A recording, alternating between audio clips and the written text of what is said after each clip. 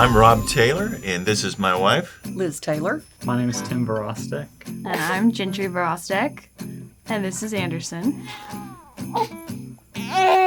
What was it like early on in our marriage when we talked about money? Uncomfortable, because I feel like it's really the side of you that you really don't ever share with anybody ever. And so when you did that, you're like, oh man, this is a very vulnerable part of me. I'm the spender. I'm the saver. I think I'm both. Oh, I'm a saver, 100%. I would say historically Liz has done a lot better at saving than I have. The biggest purchase mistake.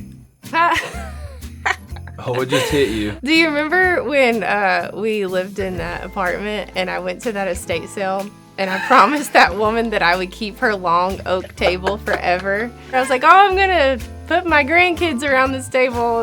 And then a month later you got into school and we moved to California. I felt terrible. Having a job early on, that was a really valuable lesson for me.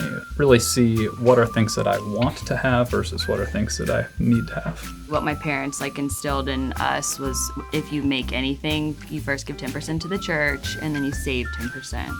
Which my mom jokes that I didn't want to save anything, but we worked on that throughout my life. We have a very, very super duper open finances. First of all, we sit down and talk about it. If we need to adjust our spending or our saving or whatever, that's what we do. Like she has total visibility to everything that I'm spending.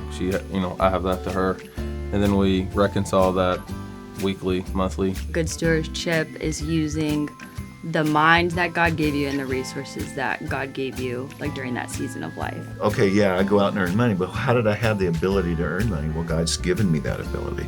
Everything I have is His. We don't have to ask God if He wants us to give or not. We know that part. Yeah. I think my number one financial tip is you just can't run away from reality. You have to come face to face with the numbers and what's going on, and if you just act like it's not happening, it's still happening.